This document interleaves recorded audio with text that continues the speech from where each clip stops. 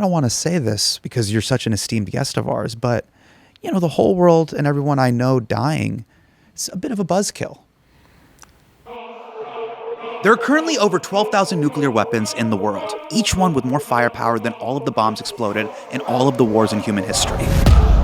These days, if you hear about any of these nuclear weapons at all, it's in the context of some lunatic dictator threatening to set one off. Vladimir Putin once again raised the prospect of a nuclear strike. Kim Jong-un unleashing an ominous warning. The whole of the U.S. mainland is within our firing range. President Trump announced the United States will resume testing nuclear weapons. I call it the N-word. Run, run. But the biggest danger of nuclear weapons isn't any one person. The biggest danger of nuclear weapons is nuclear weapons.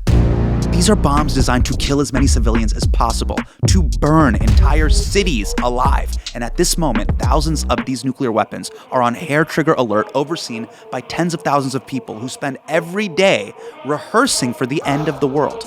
In short, everything about nuclear weapons is deeply f***ed up. And as long as they exist, none of us are safe.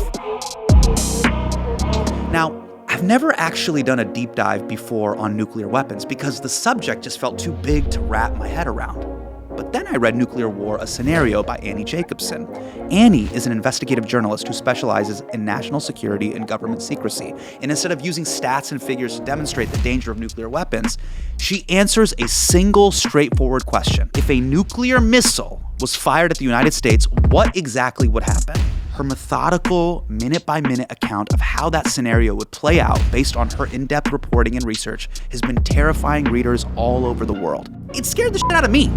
And this interview will scare the shit out of you. We all should be terrified because nuclear weapons aren't just a Hollywood script device. They are real and they work. And Tom Cruise is not gonna save us. I know. Although, please come on the show, Tom.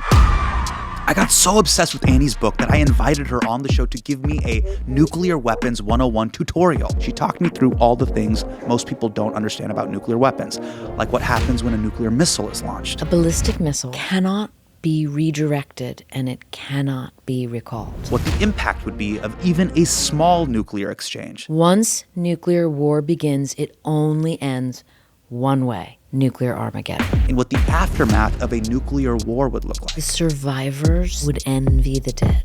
And of course, it's all interspersed with some of my patented ADHD tangents. Where are you guys grabbing lunch? With the 4-star general. Cheesecake Factory, Marcelo Hernandez from SNL. Okay. Hilarious. It's a ragtag group of dinosaurs that make it to the Great Valley. Okay. The best bakers with these amazing human interest stories are building things that are cake. I don't know, is it cake? So strap on some adult diapers because Annie is about to seriously f*** up your shit. Enjoy your day.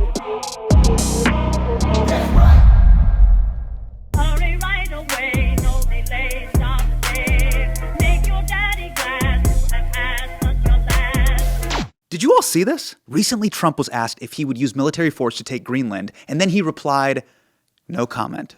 We really are living in unprecedented times. I read this ominous tidbit on Ground News, which is today's sponsor and HMDK's favorite independent news source. Ground News is a platform that shows a breakdown of publications reporting on a story, evaluating their typical biases and factuality. Now, it's not about eliminating bias. This is important. We all have biases. It's just about being a more informed consumer of the news. While most headlines shown on Ground News were pretty straightforward, one stuck out to me. Trump has lost his mind. Greenland rages at greedy Americans. Now, I quickly realized Ground News rated the news source as mixed factuality. But remember, mixed factuality doesn't always mean false. So let's cut through the noise together. Go to groundnews.com/Hasan to subscribe and get 40% off the unlimited access Vantage plan. That's just $5 a month with my discount. Go to groundnews.com/Hasan today. Well, let's start with the scary stuff. Let's paint the picture. If a thermonuclear missile landed on us right now in Midtown Manhattan, what would happen?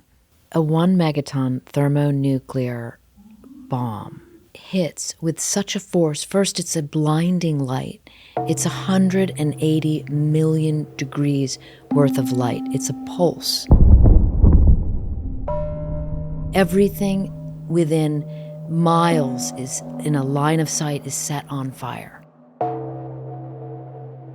So you have 1 mile radius of fire. That's 19 football fields of fire. Think about how long that is. Imagine everything in the line of sight catching on fire. So you immediately have this mega fire. And people have seen the nuclear mushroom cloud in Hollywood movies, right? So the stem of the mushroom, that stem is a several 100-mile-an-hour vacuum, okay? I mean, a hurricane is 90 miles an hour. Right.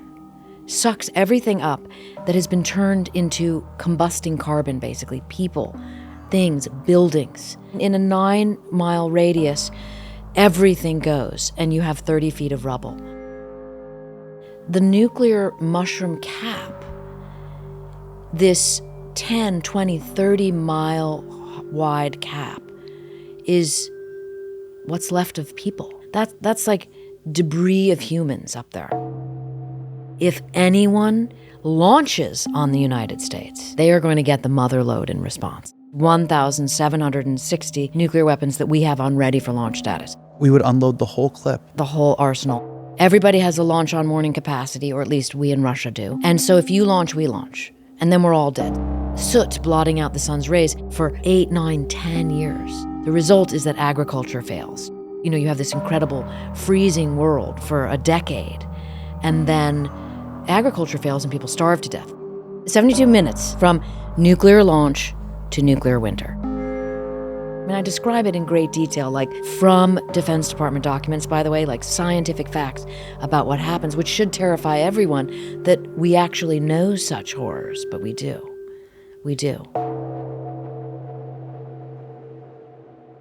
So a lot of people say that we are living in the safest time in human history. People go look at modern technology, look at modern advances in health and medicine. Things are better than they've ever been. But because of nuclear weapons, are we actually living in the most dangerous time in human history? And we just don't even think about it. I think the last sentence you had is very key. We just don't think about it. It depends what you're going to think about, how you perceive the world, how you perceive your environment. I wanted to write this book because I wanted to show in like horrific detail what does exist behind the veil, behind the curtain, if you will. Right. Nuclear weapons are there. They are on ready for launch status, and they can go in as little as 60 seconds. So with that information, now we begin to talk about whether or not we're all safe. So we've known about nuclear weapons in the public consciousness for decades. I remember learning about it in history class and civics class. First, you duck, and then you cover. How can we tell when the atomic bomb may explode? There are two kinds of attack, with warning and without any warning. We think that most of the time we will be warned before the bomb explodes. What's scarier when you really think about the consequences of a nuclear weapon if it were to go off? Is a deliberate attack scarier or a misunderstanding? I learned in my reporting, and keep in mind I talked to sort of the highest level individuals who advise the president in the event that he has to make a nuclear counterattack. I learned in the reporting that it doesn't matter how nuclear war begins. If it's a misunderstanding, if it's a pointed attack, it doesn't matter how it begins. It only ends one way, and that is in nuclear Armageddon. And by the way, that's language that is used among defense officials. Nuclear Armageddon. Oh, it's not just like an internet comment that became popular. That's Like not these are like the real consequences. These are the consequences in any situation where strategic nuclear weapons are launched. Just the very notion of, hey, why didn't you text me before you launched the nukes? Right. And the delta of the consequences is, civilization as we know it would be over. That's way too big. It is so big. And, look, the whole process of writing and reporting this book was astonishing for me. I began really working on nuclear war scenario during COVID. Someone said to me, I bet the generals have a little more time on their hand, like all of us, to do a Zoom, right? Yeah. And lo and behold, that turned out to be the case. And remember, I talked to retired generals. So if you're in current nuclear command and control, you can't talk to journalists.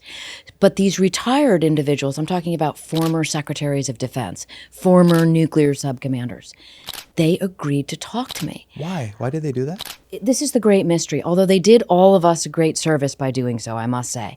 Because for decades, the way in which nuclear war would unfold has been shrouded in mystery. No one wants to talk about it. And suddenly, during COVID, people spoke to me.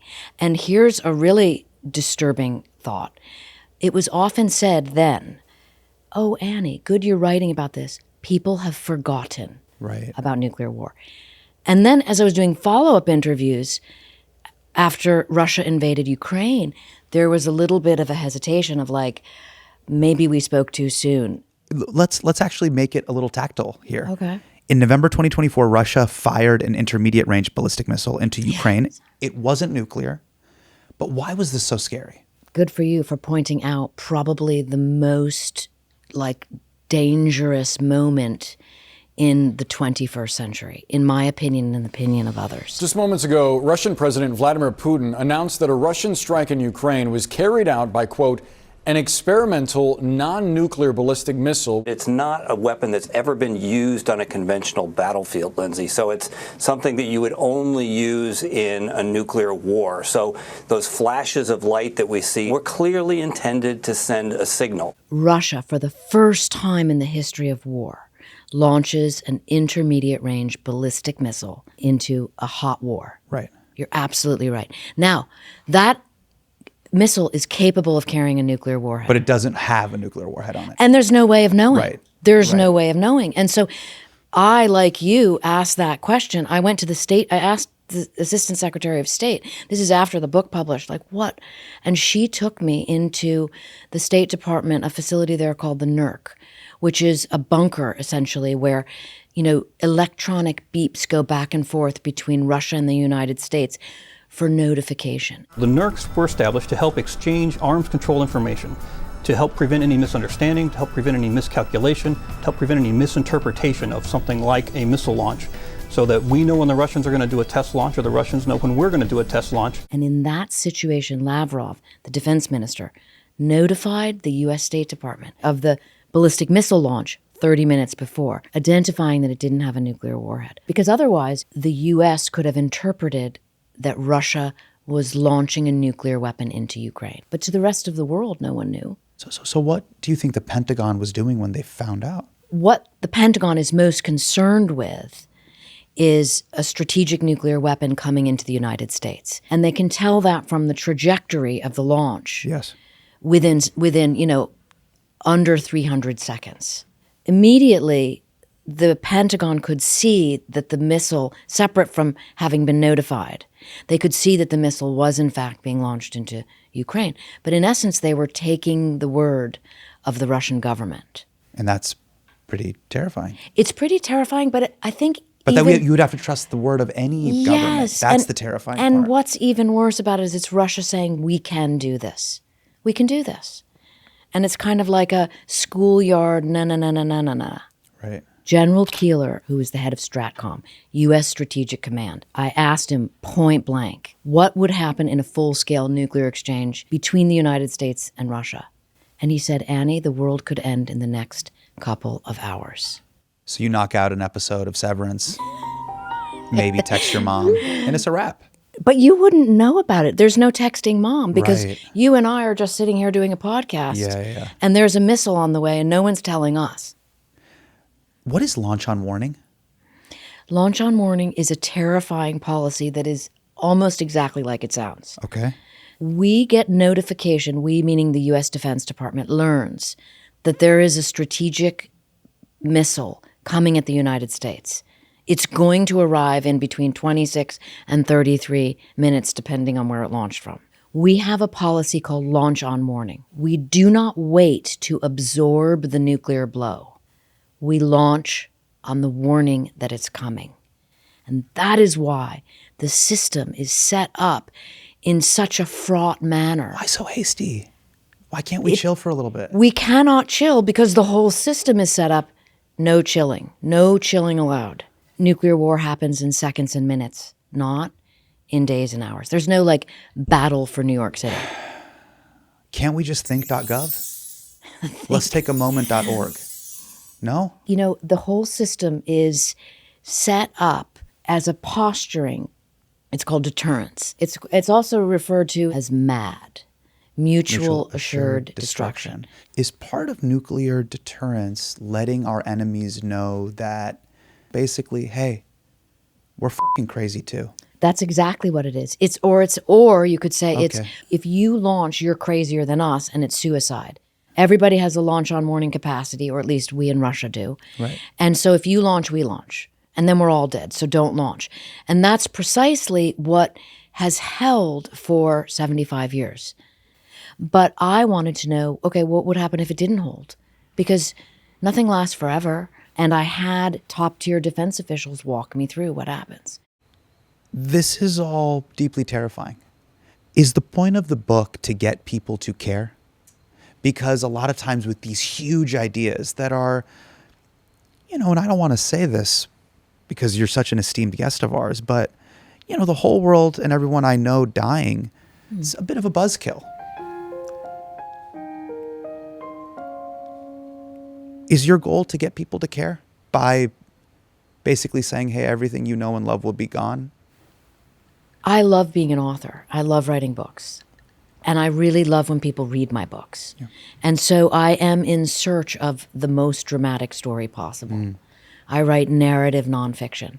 In all of the other books that I've written about the Pentagon and the CIA, I've had many sources. They're involved in these outrageous missions. And I always say, why did you do this? And they say, to prevent nuclear World War III. And so it was really more of like a thought experiment than a kind of noble, gesture of my informing the world about nuclear war, if I'm being candid. And then the process of me reporting this book was terrifying because I was shocked at every juncture, as I think readers are, many people say, I read the book in one night.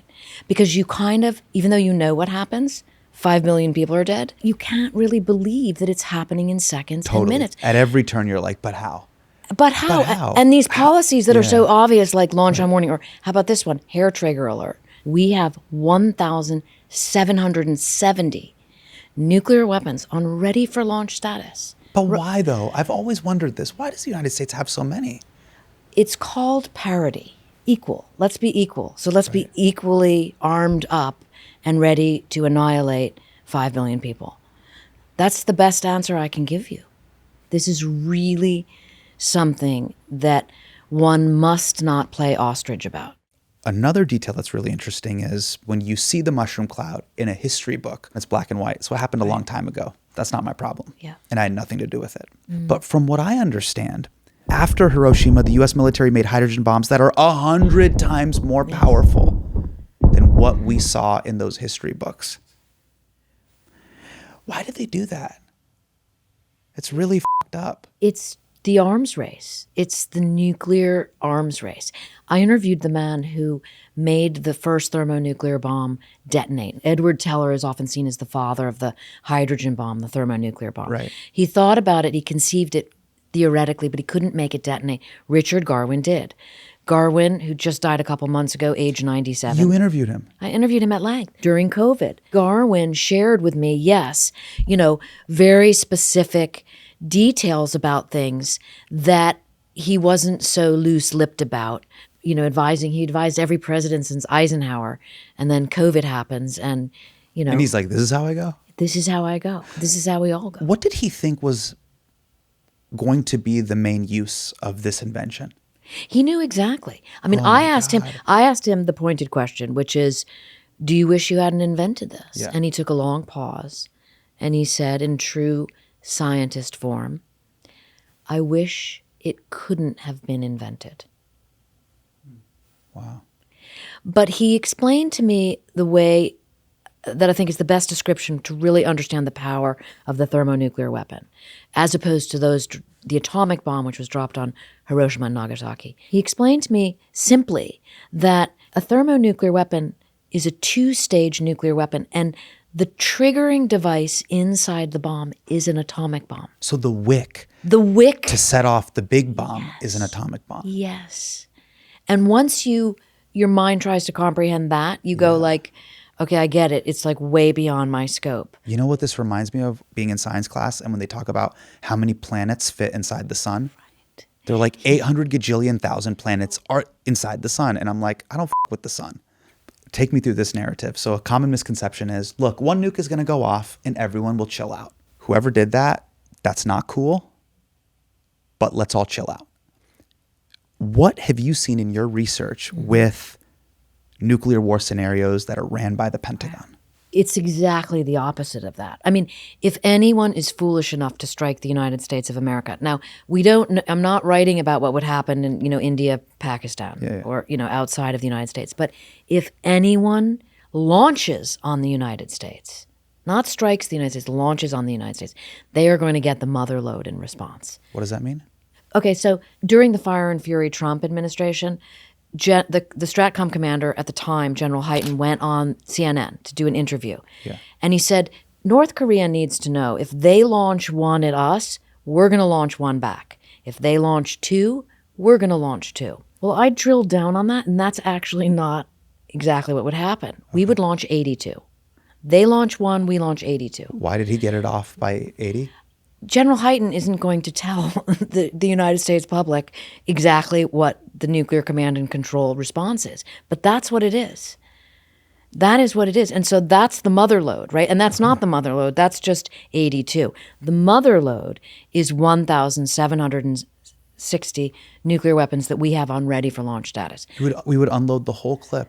If Russia launched at us, we would unlaunch the whole arsenal on them. That's how it works. That's the motherlode. That's the full-scale nuclear exchange that General Keeler told me about in my interview with him. Do you find agency in doing this reporting or a lack of agency? Because I felt with so much of what I was reading, it was so overwhelming.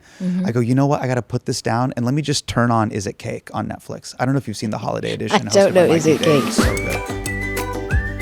Is it cake? Is it cake? Is it cake? Mikey Day from SNL hosts this series on Netflix called Is It Cake? Some of the best bakers with these amazing human interest stories are building things that are cake. They look real, like it looks like this mic stand. And you have to determine, Annie Jacobsen, is this a real mic stand or is it cake? Actual, like, edible cake? Yes. Okay, wow. Did they use fondant and they really recreate this? And then Mikey Day takes a knife and goes, there's 3 mic stands? And you go, is it mic stand A, B, or C? And then Annie Jacobsen, you would guess. And then you go, it's A. And we find out, is it cake? And he takes a knife. And either he hits metal or it's cake. And we eat cake. So it's like nuclear war cake, nuclear war cake. That allowed you to get through the book. Well, because it's so harrowing. It's so dark. I feel this sense of powerlessness in the sense that I can't get my dad to take his diabetes medication. And by the way, now that we know that, what do we do with this info? Well, the phrase that comes to mind is, you can't fix what you can't face. True for all of us, right? In our personal lives, in our political lives. Right. So it certainly is true in nuclear war. Like, if you can't face the fact that this is actually could happen, then how can you possibly fix it and find a solution? Now, keep in mind, when you were born, ish, there were 70,000 nuclear warheads on the planet. Now, today, there are around 12,300.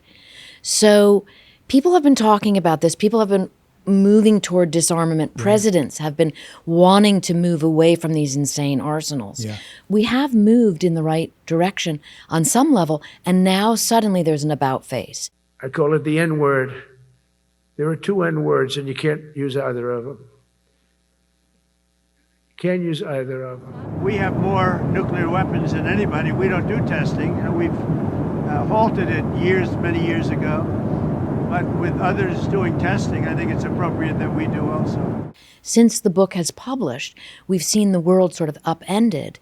Nations like Japan and South Korea and Germany are talking about, well, maybe we should have a nuclear bomb. And I think the book reiterates or underscores, like, wait a minute. Nuclear proliferation, like having more, there are 9 nuclear armed nations. Having more people with nuclear weapons only increases the chance for mistake, for misunderstanding, for nuclear Armageddon. Right. Annie, I feel like books are these amazing deterrents. You can tell a story of what would happen to the world if were to go left. Do you think movies could be a powerful deterrent because every 5 to 10 years, there is a summer blockbuster that goes, hey, guess what? A rogue country has a nuclear weapon and shit is about to go left. You see the red countdown clock in the following movies. You have Crimson Tide, The Sum of All Fears, Broken Arrow, The Peacemaker, Mission Impossible, Ghost Protocol, Terminator 2, Terminator 3, Superman 4, The Quest for Peace, Oppenheimer, House of Dynamite, True Lies. So do you think Hollywood has played a significant role in helping with nuclear disarmament? Absolutely. I mean, we're all creatures of narrative. You and I are sitting here having this conversation. People listen to you, watch you because they want to hear what you have to say. We're wired to tell stories to one another. Hollywood plays a major role. And this is the story of The Day After, the ABC TV movie in the 80s. So set this up, by the way, for our younger audience. By the way, I was born in 1985. Okay, so here you go. Take us through this. What is The Day After? 1983. It's a film in 1983. You're not even conceived yet. I'm not even conceived yet. Just real quick, because I don't know if I'm going to have time to watch the movie. What is the premise of the movie? Of The Day After? Yes. Oh, it's just very simple. It's like a nuclear exchange between Russia, then called the Soviet Union, and the United States. That's simple.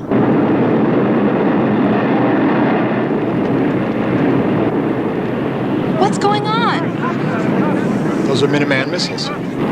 Like a test, sort of. Like a warning? They're on their way to Russia.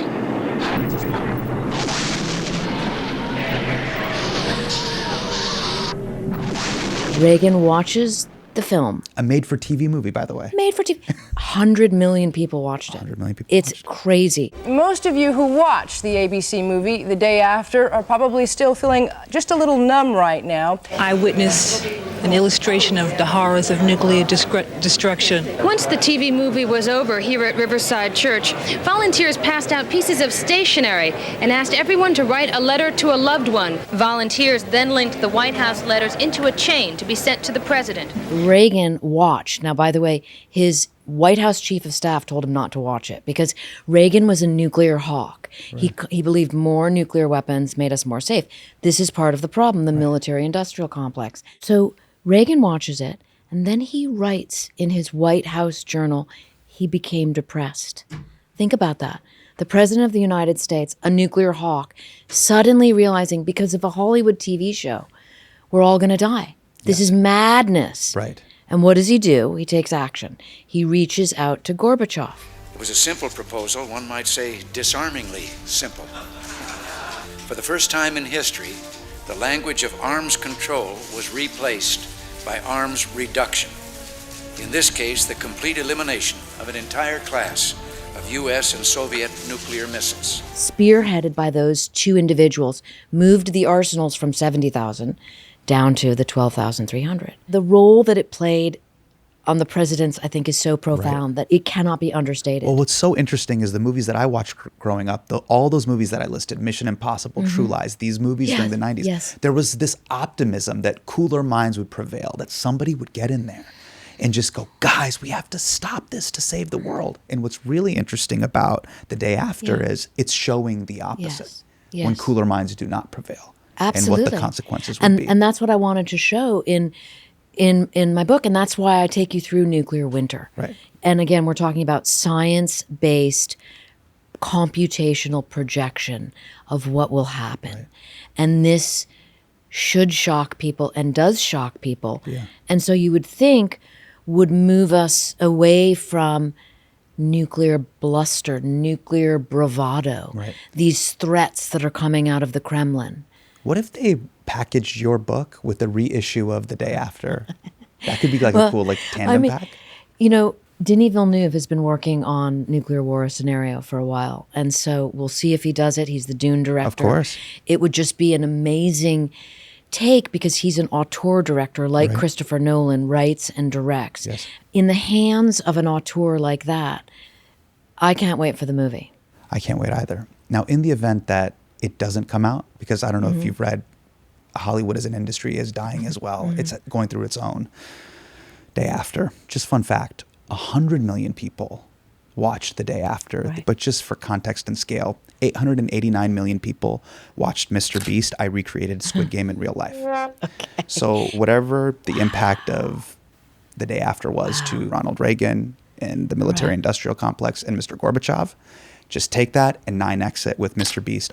I think we need Mr. Beast to read the audiobook of Nuclear Warfare, or he can do it with me. We can go back and forth. So this is my pitch. Okay. Is the two of you wow. in a YouTube thumbnail. Okay. And we let him make a video about him making a tactical nuke. So he goes like, I'm Jimmy, AKA Mr. Beast. I am going to make a tactical nuclear weapon and I will set it off. How we do that logistically, I don't know.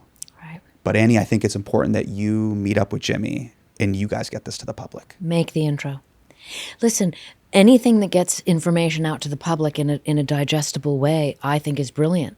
I think that we're all creatures of information, but there's this whole, it's called the nuclear priesthood. There's this idea with many of the sort of PhDs who talk about nuclear weapons, that it's somehow above the pay grade or the IQ of most of us, which is absurd. Right. It's very basic, and it should be understood, and it can be understood. And if Mr. Beast can help, I'm all for that. Obviously, the general public has certain conceptions about what nuclear weapons are and what the consequences are. Yes. But I want to talk about some misconceptions. Can we do that? Absolutely. Let's go down the rabbit hole. Let's talk about misconception number 1. Who controls nuclear weapons? Because it's not who you think.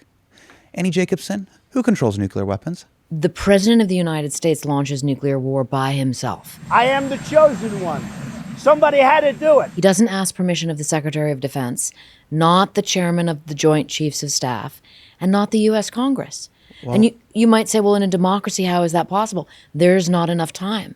That ICBM that is coming to the United States, which triggers nuclear war, triggers launch on warning, that's going to take 30-ish minutes to get here. Yeah. The ICBM, intercontinental ballistic missile, that cannot be redirected or recalled, that's coming. And so the president has to make a decision in a 6-minute window. There's no time to ask anyone else. Sure, he's going to turn to his SecDef and ask advice. He's going to ask the chairman what he thinks he should do, which is why I interviewed individuals that would be in those positions. Right. But the president is in charge. I mean, this seems crazy. It seems crazy. It is crazy. I mean, it really is insane. But why are we cool with this? It's the way it's been set up since 1960. What's the rule for other countries? Well, guess what? We don't really know. I mean, there is very limited information about, for example, India and Pakistan's nuclear command and control. Right. It's just not known. I mean, the Federation of American Scientists does a really great job at keeping us all informed to the best they can. But we don't know. The president, when he goes over and then like Narendra Modi hugs the president and they do this and like they shake, does he ever just go like, hey, what's your guys' nuke iTunes user agreement like? Like, I know what ours is, but what's yours? Because we are holding hands right now and swinging them. Can we just talk about the nuclear weapons? That should be said. Oh. That should be asked, but it's not. Okay. Because it's all very, behind the veil. It's uncouth to ask. I mean, why not ask? Someone should ask. We know about Russia's nuclear command and control because we know the most about their systems because they've had nuclear weapons for the longest. Is it safe to assume that all of these countries that I'm mentioning, India, Pakistan, Russia, they can all launch nuclear weapons unilaterally? And when you say unilaterally, you mean? One leader can make the decision to just go, yep, I'm pressing the button. Almost certainly. Almost certainly it's in the hands of the leader of the country.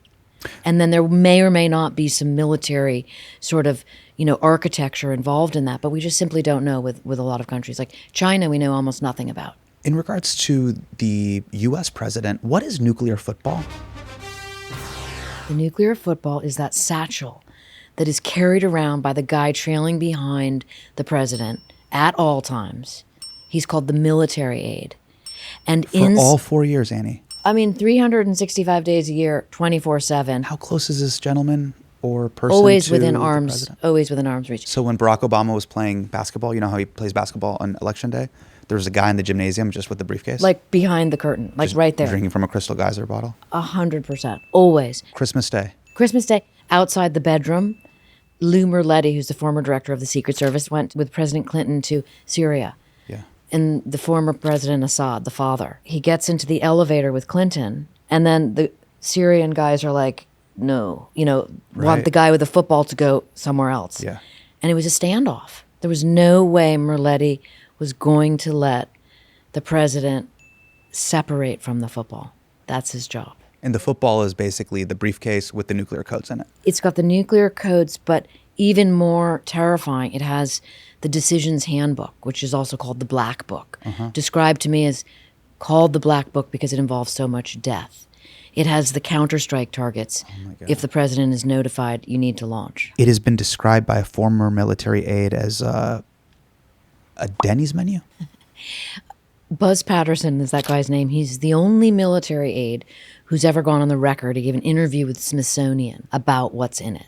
Yeah. And he described the Black Book as a list of options for the president that reads a bit like a Denny's menu. You kind of say, I'll take column A with column B. You're deciding, you being the president of the United States, is deciding which nuclear weapons of the triad, we have ICBMs, we have submarines, we have bombers, which weapon systems to use with which weapons combination at which target. Because, again, 6 minutes to decide, that ICBM is on the way. Policy requires that our weapons launch before we absorb the blow. This has to happen fast.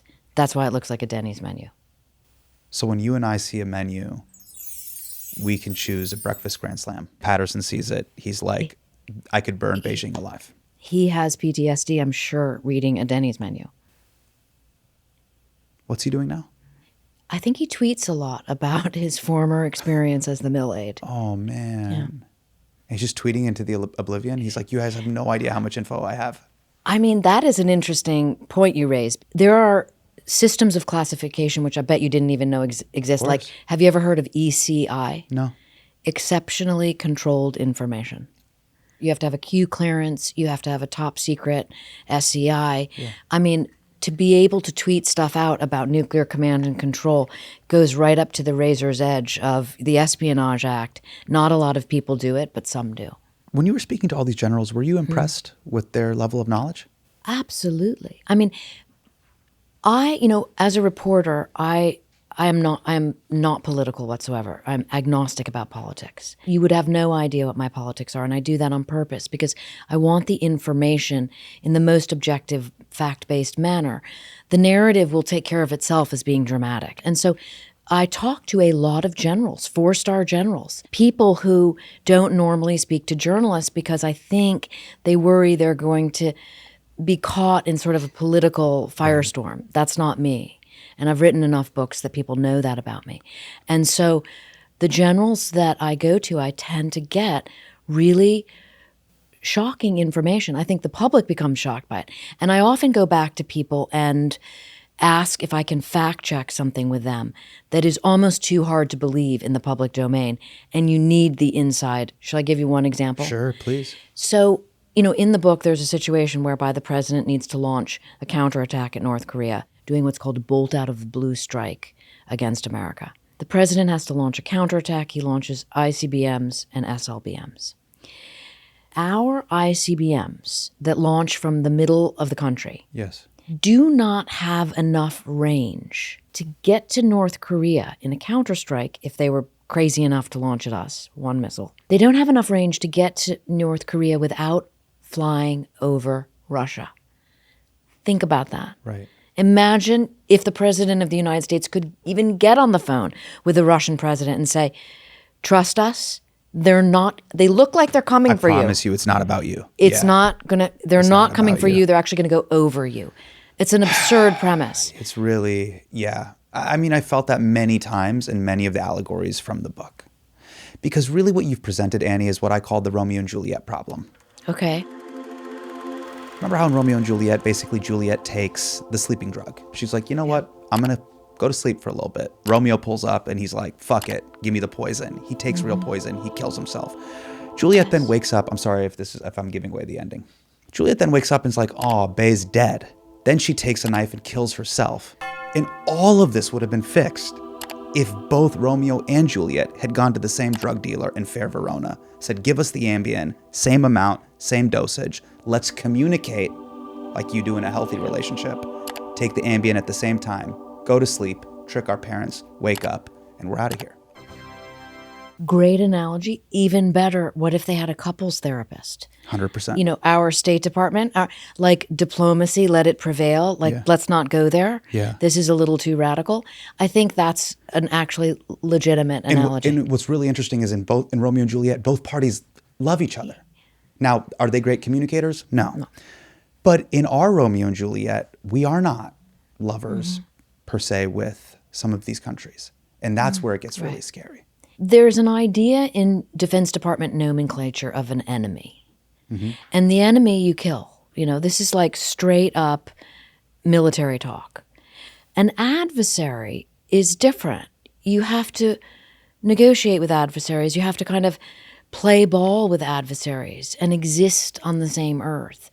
And I think that's what the end conclusion of my reporting on this subject is that you can't have this enemy approach. You know, that's where nuclear threats become so dangerous. The clouds that parted following the end of the Cold War are gathering once more. We have been extraordinarily lucky so far, but luck is not a strategy. Humanity is just one misunderstanding, one miscalculation away from nuclear annihilation. So what happens if the president is killed? Are there some military people that are pre-authorized to launch a strike? This is an area of the nuclear command and control architecture that I really drilled down on and found a lot of interesting things. There's a certain way in which the order is given to the president, and it's essentially only the president can give the order. What I learned in my reporting is there's also a way in which to circumvent that, which the president can give authority over to the Stratcom commander in case he does die, and then the Stratcom commander is in charge of the nuclear arsenal, so then you have military control. I did an interview with former Secretary of Defense Bill Perry, who took me through his idea about what would happen and how important it was if there was a missile coming at the Pentagon, which would destroy all of it, how he would really make sure he got out of the Pentagon, got to one of the underground bunkers, so that he would be the sort of sane voice that would prevail, that would try to keep the line of succession in order. What type of person becomes a Stratcom commander? What's this personality type? General Keeler was going to be a music teacher. And then hard pivot into... Hard pivot. I want to play high-stakes poker at the nuclear level. Well, it's okay. Nuclear poker is really an interesting analogy because you are talking about a situation that can never happen. Like, we can never have a nuclear war. Precisely. Right? So it's pre-nuclear poker. But the idea at the Pentagon is deterrence will hold. I mean, that was even pinned to their Twitter feed. Deterrence will hold. And what's pinned now? That was removed. Now it's like the Ice Sabrina Carpenter video or something like that pinned? I don't know. Have you seen that video where it's Ice but Sabrina Carpenter? And no, it's like, I haven't we'll put seen you in that. jail if you're... No, I haven't seen it. And then Sabrina was like, take it down. And then now they yes, I re-uploaded did hear one about and that. it's Sabrina Carpenter with Marcelo Hernandez. And so now the rumor is ICE alleging that Marcelo Hernandez from SNL, hilarious, he has a new special coming out on Netflix this January. You should watch it. He's super funny. They're saying, is ICE alleging that Marcelo is illegal? It is absurd in one manner, and it's also terrifying at the same time. But the general, the deterrence part of it, to finish that thought, is that deterrence will hold, deterrence will hold, deterrence will hold. That's how you become a general that wants to be the head of Stratcom. And by that, just so we can be specific, deterrence will hold means cooler minds will prevail. Is that another way of saying that? Absolutely, meaning it's very important that we each have our arsenals pointed at one another, making very clear, we can kill you, you can kill us, so just know deterrence will hold, prevention will hold. But I found a clip of the deputy commander of Stratcom, General Boussier, talking to a group of defense officials where he said, deterrence will hold, but if it doesn't, it all unravels. And that unraveling is terrifying. And I think that the General Keelers of the world believe in their position, at least this is my feeling of having interviewed people in the command and control architecture, is that they believe deterrence will hold. What if it doesn't? Not to escalate this, but let's go there. Let's talk about nuclear submarines. Okay. You talk about this in the book, and not to get graphic, I almost shit my pants. Let's take a look. A nuclear-powered submarine is a nightmare weapon system, an object as dangerous to human existence as an incoming asteroid.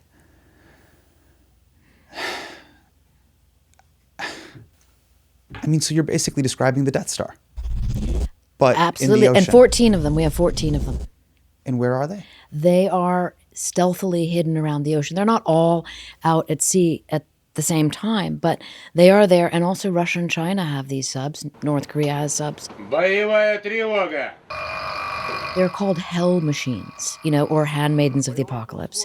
They are so dangerous that, incoming asteroid, launch of a nuclear submarine. The scariest thing I learned about the nuclear subs wasn't just that they exist and what they do and how they work and how many, nuclear weapons they have on board and that they can launch in 15 minutes. I found a map showing where the Russian and Chinese subs, how close they get to America's shores. And it's within a couple 100 miles. How did you find this map? I mean, these things are so classified, but this was in a Defense Department budget request. And I print a copy of it in the book. And because it's publicly available? It's in my book now. I mean, this is really terrifying. Like, we just basically have a bunch of DIY asteroids that are just somewhere with invisible force fields floating around the ocean like these doomsday testicles. That's not cool. Like, we didn't get to vote on this? We didn't get to vote on it, and most people just don't even know about this, and probably do not want to know. Because I told you it takes 33 minutes for an ICBM to get from one continent to the next. I mean, that's bad enough. An ICBM is? Intercontinental ballistic missile. It's going to launch. We've seen rockets. Then it just goes with the Earth and gravity, and then terminal phase, it lands and it detonates. 30 plus minutes. Yeah. That's, you can't call your mother. No one knows about. But worse than that, in terms of preemptive strike, is the fact that the nuclear-armed submarines can come up within, as we know from this map I print in the book, a couple 100 miles of America's east and west coast. They have. And that means they're going to launch from launch to target is under 10 minutes.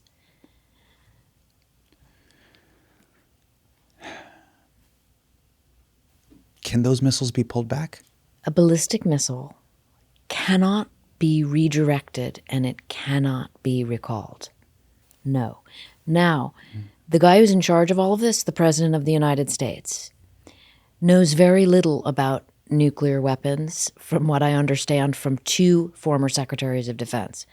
And I'll give you an example. It's an older example. President Reagan was talking about our sub-launched ballistic missiles. They're called SLBMs. And he said in a press conference that they could be recalled. They cannot be. So the President of the United States, not knowing the capacity of what he's in charge of, is really what I think should give a lot of people pause. And really, so if anyone should read Nuclear War: A Scenario, in my opinion, in addition to Mr. Beast, is the President of the United States. Now, the current President of the United States said he read it on a podcast. Oh, cool. I mean, do we know if that's true? Do we know if he reads? We don't. Who knows? But this is what was said. Do you believe the president read your book? I'd like to think he did. Annie, I don't think he did. Do you remember when they asked him about the Bible? An Old Testament guy or a New Testament guy? Probably equal. I think it's just an incredible...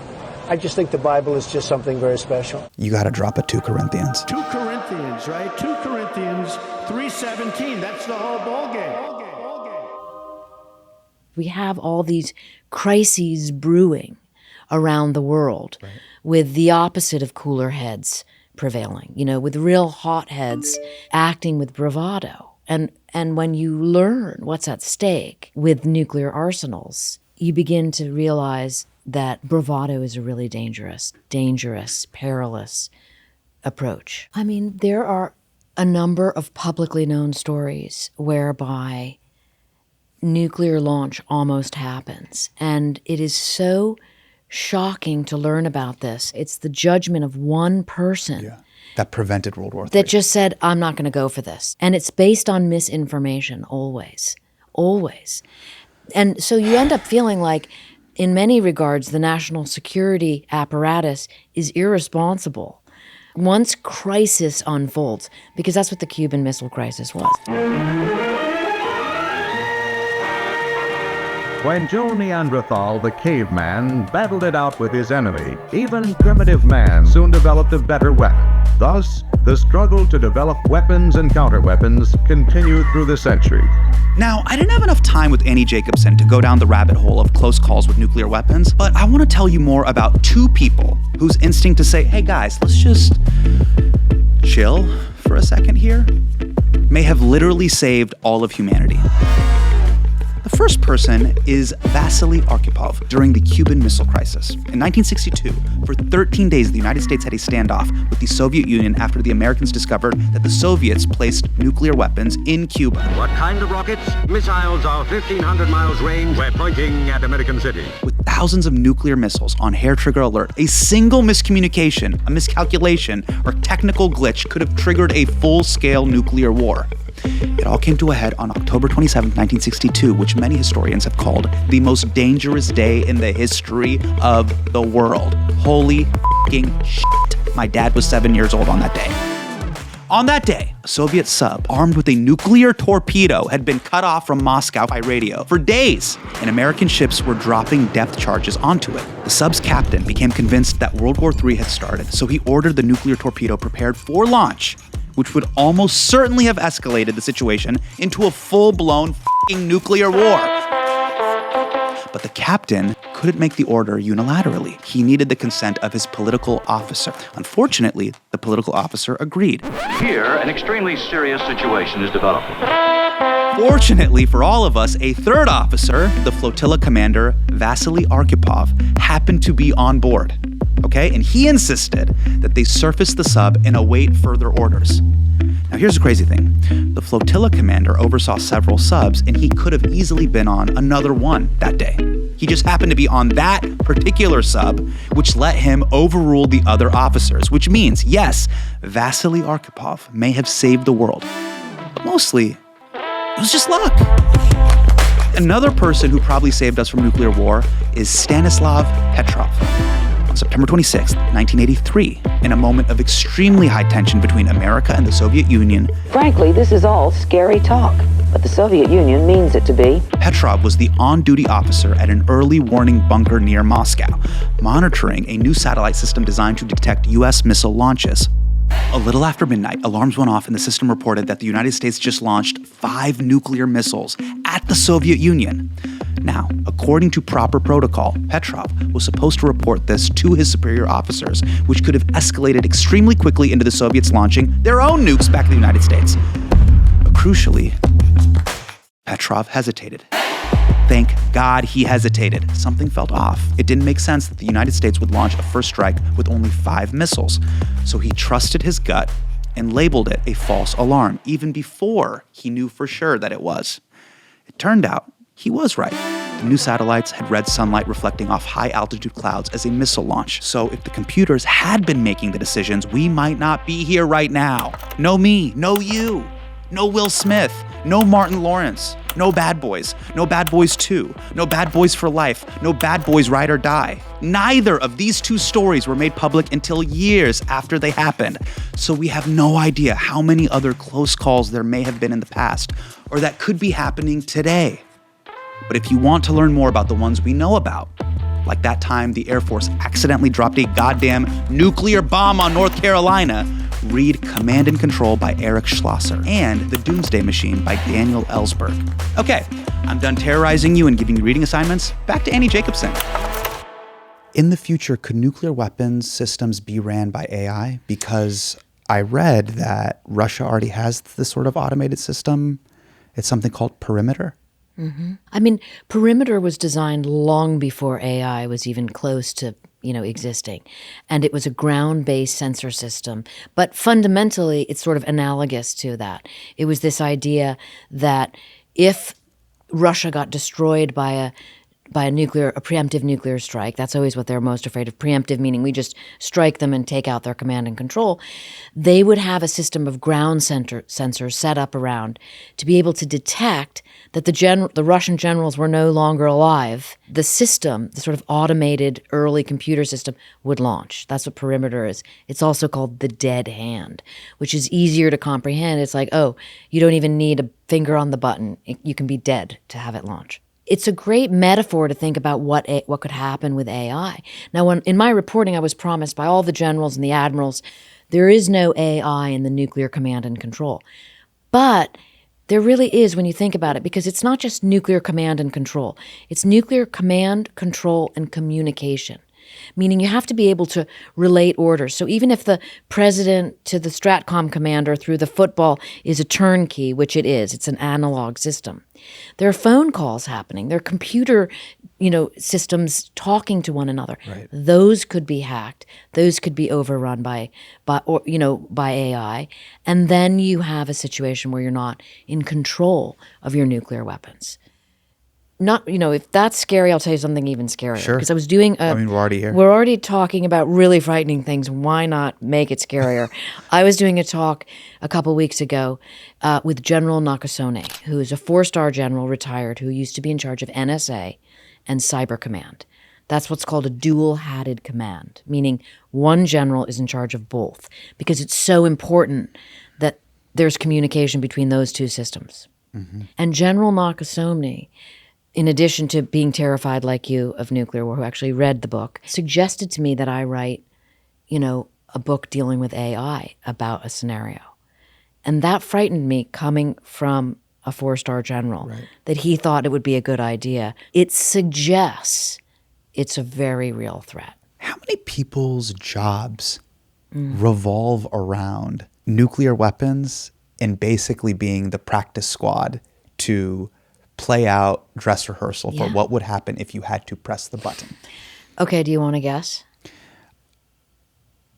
1,000 or so people that play dress rehearsal that almost have to do their version of stop, drop, and roll. Good guess. So far off. Okay. The Stratcom commander has beneath him, in his command and control, 150,000 people. And that's just Stratcom. So you have to remember all these different weapon systems. We have an ICBM system. We have the bombers. We have the submarines. So you've got Navy, Air Force, all of these individuals. There are hundreds of thousands of people involved. Right. Is it true that an admiral who once staffed a nuclear bunker under the Pentagon, they told you they practice 3 times every day, telling the president that he needs to launch the nukes? Yes. And do you want a few details on that story? Sure. After the book published, I got a call from Admiral Connor, who was in charge of the nuclear subfleet. Yes. The Handmaidens of the Apocalypse, he was in charge of them. Yes. And he gave me this very, gracious interview. The book publishes and he calls me up and says, let's have lunch. Not something you normally get as a request after your book published. Usually the military kind of steps back and is like, okay. So but where are you guys grabbing lunch with the 4-star general? Grand Lux Cafe, Cheesecake Factory? Where do you go to have this conversation? Where do you go? Well, he happens to live, of course, near New London, Connecticut, which is where the submarines are. We have lunch at this, seafood restaurant. Amazing. I thought I was going to, be scolded for something. And he said to me, you didn't ask me how many times a day we practice. We go through the playbook. He asked me to guess. And I was like, okay, I said 12, once a month. No, more.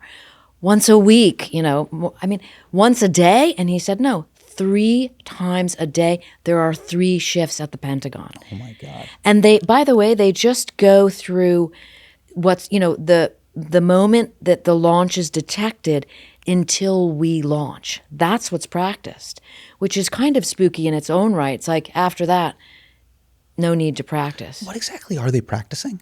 They are practicing launch orders, how to give those orders and how to make it happen. And you want one more detail? Yes. So when this happened, Donald Rumsfeld was Secretary of Defense. Remember him? Of course. And usually, according to Admiral Connor, he's dead now, right? He is dead now. Yeah, R.I.P. And usually it's... Oh, he died the same day Zoran got elected. Did he really? It was right. Yeah. No, that was Cheney. Dick Cheney died the same day Zoran was elected. Yeah. But normally it's like Rumsfeld's deputy goes through the motions the 3 times a day. But Admiral Connor told me that Rumsfeld himself came in. I want to see this happen. Yeah. And so they went through it, and it involves a lot of sort of nomenclature, like code words and code this and code that. And he said, Rumsfeld interrupted and said, no, I want it so I can understand it in regular language. Okay, sir. So they went through it with him in regular language he could understand. And then he said, okay, then what? And they said, it doesn't matter. We didn't get the nukes launched because it took too long to explain it to you, so we're all dead. Okay. So Donald Rumsfeld basically pulled this with his commanders, which is like, hey, can you explain two-factor authentication to me? And they go, this sends a code to your phone, and then you have to read the 4-digit code, but you take that 4-digit code, you type it into your Gmail. And he's like, wait, my what? Let me get my reading glasses. Exactly. And then they go, listen, Mr. Rumsfeld, we're all dead now. That is exactly what happened, according to the former commander of the nuclear subforce. How did Donald Rumsfeld take that info? Did he take it with a laugh? I'm sure he was upset. I mean, Okay. he was not an easy person to get along with, from what I understand. Let's move on to misconception number 2. Nuclear weapons. They're bad, but humanity would find a way to move on. Do you agree with that? No, absolutely not. And we can talk about nuclear winter if you want. What is nuclear winter? Nuclear winter is the theory about what happens after all the fires stop burning. After the bombs, there's no more bombs left to drop or missiles left to launch. The fires, the 100-square-mile fires by the thousands of them, loft soot into the air that blocks out the sun's warming rays, hence the term nuclear winter. Nuclear winter is a terrifying concept that first came to the fore in the 80s, before you were born. Carl Sagan, the famous Carl Sagan, and 5 colleagues wrote the nuclear winter theory. Immediately the Pentagon said, this is Soviet propaganda. They knew it wasn't. Wow. So what would happen is there would be something like 300 billion pounds of soot lofted into the stratosphere, and that would block out the sun, not just for a year, as the original idea was, but for 8, 9, 10 years. The sun blotting out the soot blotting out the sun's rays. The result is that agriculture fails. You know, you have this incredible freezing world for a decade, and then agriculture fails and people starve to death. So we'd basically be the dinosaurs. 70% of species died when that asteroid hit. Have you seen The Land Before Time? Animated movie about basically a group of dinosaurs that are very courageous, led by Littlefoot. Okay. It's a ragtag group of dinosaurs that make it to the Great Valley. Okay. Your story of nuclear winter reminded me of that. And I'll be honest, have you ever thought about what you would do if you had to survive nuclear winter, if you had to survive it? Because I would just walk into the fire. I know I'm not built for it. I mean, there's a great quote by Nikita Khrushchev, the former Soviet premier, where he says, the survivors would envy the dead. Then why do all these billionaires have these doomsday bunkers? What are they thinking they're going to be able to survive? I mean, I have actually had conversations with those individuals. I've been sort of like asked, hey, could we get a little more information on this? You know, Yeah. I mean, that's a reality that people believe that if they have a bunker in New Zealand or in Australia, they can withstand. Now, according to Professor Toon, those are actually 2 places that would still possibly have agriculture, in New Zealand and Australia. But the people who have the nuclear bunkers there who live in the United States, they're just simply not going to be able to get there in their G5, you know, in time. Because by the time you realize nuclear war is happening, you're under that 72-minute time. You got to get to the airport to get your G5 going. I mean, it's not, there's just not the logistics. It's Get your logistics. bag in order. It's Forget the bags. You just run. Not even. Still right? might not get there in time. Still might not That's get there in literal. time. Yeah. Right? And then, by the way, you get to the bunker. Really, you're going to be living on Soylent for like 10 years? Halfway through these conversations with these billionaires, did you ever go like, this guy's a fucking loser? Not my place. So you thought that. And that's okay. Because my thing is they have these hired security guys that also protect the bunker. But who's to say those security guys wouldn't just turn on them and go, yeah, I'm in charge now. I have a gun. This is why we all love zombie movies and, you know, apocalyptic dystopian movies, because I think narratively we get to see what really happens to people. I mean, it is fiction, but it's much closer to, you know, fact. The loyalties are going to go out the window. I mean, but, you know, I think it really comes down to that so many people will die in the immediacy of a nuclear war that there isn't really much time to think about any of these things once it begins, which is why we're having the conversation now. So you dropped this line in interviews and it has terrified me. You've said, quote, no matter how nuclear war begins, it ends in total annihilation. That's from one of the only declassified nuclear war games that exists. It's called Proud Prophet. I print a copy of it in the book. War game in 1983. In 1983, before you were born. Yes. The copy I printed is just all redacted. It's just black, black, black, black, black. And so readers might say, well, why are you printing this for us? And the reason is because it's declassified. It allowed a certain someone who is not military, a professor, a strategist named, he's now at Yale, Paul Bracken, to write about it. Because it's not classified anymore. He can talk about it in a general way, not reveal specifics. There were 200 people doing this war game, by the way, for 2 weeks. And what Bracken said is that quote. He said, no matter how nuclear war begins, if NATO is involved, if NATO isn't involved, if China is involved, if China isn't involved, once nuclear war begins, it only ends one way: nuclear Armageddon. And he said everyone left that war game very upset. I would hope so. I would hope so. But what's being done about it? Your book, Mr. Beast, and we did check, the movie is available on YouTube. The day after. The day after. The day after. The full rip is available on YouTube. And then, of course, there's Oppenheimer. Great. But I feel like Chris Nolan mixed it so loud that I can't really hear the poignance of some of the dialogue. But that's what we got. Hypothetically, wouldn't someone just refuse the order? They would get the order to press the button and they go, I really can't do that. Guys, this is too much. So I put that question to a nuclear weapons engineer at Los Alamos, Dr. Glenn McDuff, who also handles their classified museum. He said, Annie, you would have a better chance at winning Powerball. There's a group of people that are just ready to go. And there's no doubt. Well, what he was saying is there's no room to refuse the command. You become the general in charge because you know how to follow orders. That's your job. Right. That's how the military works. It's not like groupthink. It's doctrine. But this is almost individual think, which would be you actually, outside of your uniform, think about what the consequences would be almost an hour and a half from now to the world. Well, you're absolutely, the situations that we know about, and remember, we only know about ones that have sort of come about through the public domain. When General Petrov saved the day, the sub guys, those are Russian. The Russians made the individual choices to not launch. We don't have any stories of Americans, playing that same role, if you will. Now, does that mean those stories don't exist? I don't know. Can you imagine how many near misses there were? I think it'd be an amazing thing to brag about, to be like, here are our lists of Mount Rushmore Americans that are super chill. What would happen to those people legally, hypothetically, if they were to say, I can't do this? Would they get shot or something or put in jail? I don't even know. I don't know.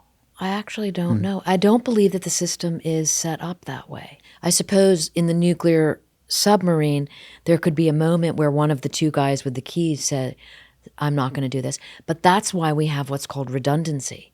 That's why we have a nuclear triad. That's why if someone is crazy enough to launch on one nuclear weapon at Washington, D.C., we launch 82 in response. And there are some ICBMs, some sub-launched ballistic missiles, and the bombers also get sent. So that in the event someone does decide to play hero, somebody else plays bomb dropper. Well, that leads us to misconception number 3. Misconception number 3. Nuclear weapons, they're not really used, though. A lot of people feel that the very premise of using a nuclear weapon is so insane that the existence of it and the consequences of it are so wild that it makes everyone go, hey, let's not use it. Therefore, through the transitive property, rendering nuclear weapons useless. Someone like Colin Powell has said that. Let's take a look. Yeah. The one thing I convinced myself of after all these years of exposure to the use of nuclear weapons is that they were useless. They could not be used. So you can have deterrence with an even lower number of weapons. Well, then why stop there? Why not continue on? Why not get rid of them altogether? Do you believe what he's saying? That's a completely legitimate and level-headed position coming from someone who spent their life around nuclear weapons and military command and control. Without question, less nuclear weapons will make us more safe.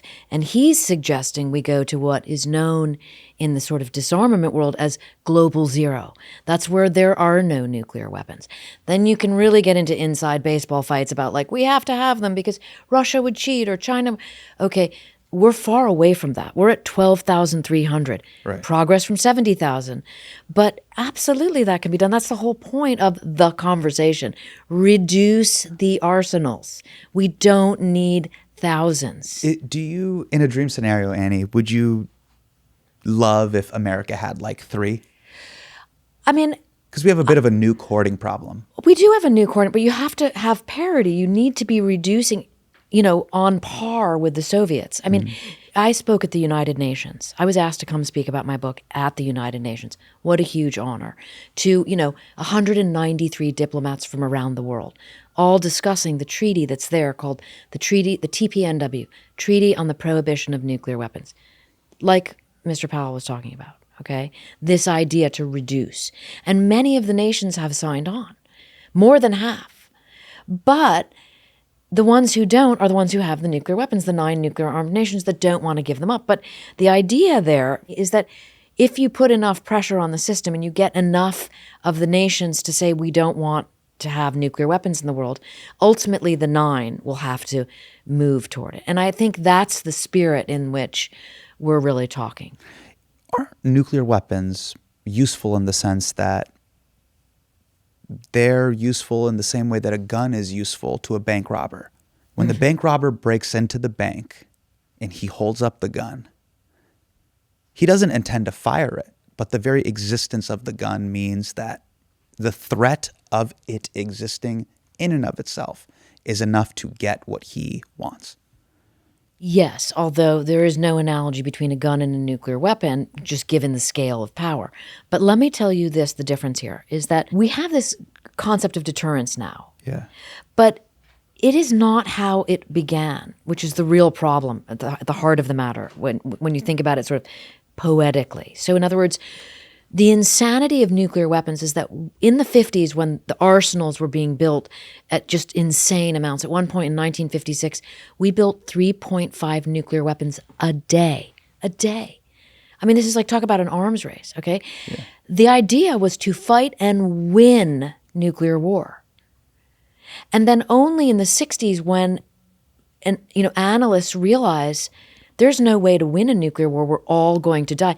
Okay, now we got this other idea, deterrence. So we thought at the time for a full decade they were almost like Acme bombs, of like, we just need to make a bunch of Acme bombs. It was your gun in the bank robber idea. Right. Like, this is going to really work. This is going to help us. Well, I think with the bank robber case study, what I'm trying to say with the bank robber with the gun is he even using the gun if he never fires it? And the answer that I think is yes. What he's showing is, I'm fucking crazy enough to use this thing, and I'm going to use this if you push me.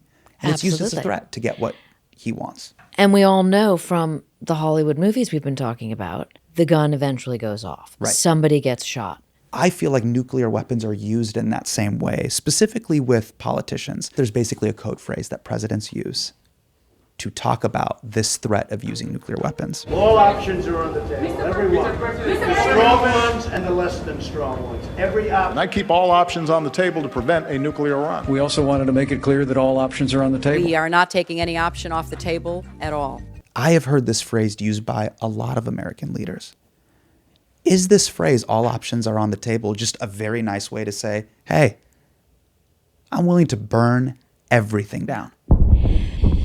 Yes and no, because if you can keep it vague and say all options are on the table, you're obfuscating. If you say, I'm going to nuke you, or I'm going to use nuclear weapons again, now we're talking, in my opinion, now we're over into a different threshold. So I would actually say, even though we're talking semantics, but a nuclear threat is a nuclear threat. The TPNW, by the way, the Treaty on the Prohibition of Nuclear Weapons at the United Nations, it prohibits the use of nuclear threats, which I think is important. I mean, Putin should not be threatening that he can use a nuclear weapon. That's different to me than all options are on the table. To me, they're both nice ways of saying the same thing. I'll give you an example. All options are on the table. Try using that in your regular life. Okay. If I'm going on a bachelor party with my buddies and my wife says, hey, are you going to cheat on me? And I go, look, all options are on the table. Don't make me laugh about this stuff that's so serious. You're absolutely right. You know what it is. You're absolutely right. And Bae would You're not right. be happy with that. You're She's right. like, what the fuck you mean? Right. What does that mean? Right. I'll tell you what option shouldn't be on the table. You're not going. That's Touché. the option that's on the Touché. table. I agree with you. Yes.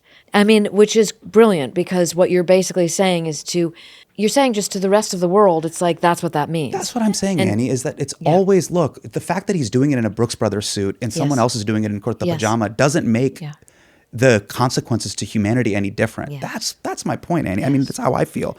There is this nuclear blackmail double standard. If Kim Jong-un has a nuke, or if Vladimir Putin has a nuke, we call it, quote, nuclear blackmail. Because if we cave the nuclear blackmail in Ukraine... Vladimir Putin trying to blackmail us all into capitulating. North Korea may try to get the upper hand through nuclear blackmail. What we saw with the Iranian regime is another example of nuclear blackmail. But isn't America also essentially doing the same thing?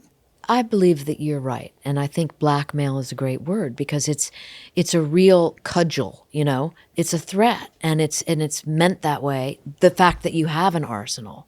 But again, this is it just always brings us back to the bottom line that was conveyed to me by every high-ranking person I spoke to. Mm-hmm. Nuclear weapons are insane. Nuclear war is insane. So if they are insane, why are we having this kind of a threat? Why do they exist? This is the catch-22. Do you think American generals and experts would be willing to then have the conversation that framing this as a two-sided crisis is only fair? So for example, when we talk about North Korea having nukes, we say this is a crisis. This is a nuclear crisis. But us having over 1,700 isn't a crisis. Shouldn't we be framing this issue? This is a worldwide crisis, and we too are implicated. I agree. I couldn't agree with you more. Absolutely. But the thing is that the military has very little say, actually zero say, in setting policy. They are following orders and they're following the architecture that exists. That's why our earlier point about Reagan the day after is so important. The president has an executive order pen, the EO. He can decide, he can set policy in a manner that leapfrogs over everybody's discussion. America created the problem. We built the bomb. We can find a solution, absolutely. Call me, naive or call me overinformed. Yeah. One or the other, it doesn't matter. We need to reduce the arsenals, moving toward I couldn't agree more, and I think the only path forward is finding the way to have global disarmament. We could solve the problem if we had the EO. I need to get you, Mr. Beast, to Jimmy, aka Mr. Beast, and or a president needs to sign the executive order. Yes, that's our path. That's our path to peace. That's our path. One or the other.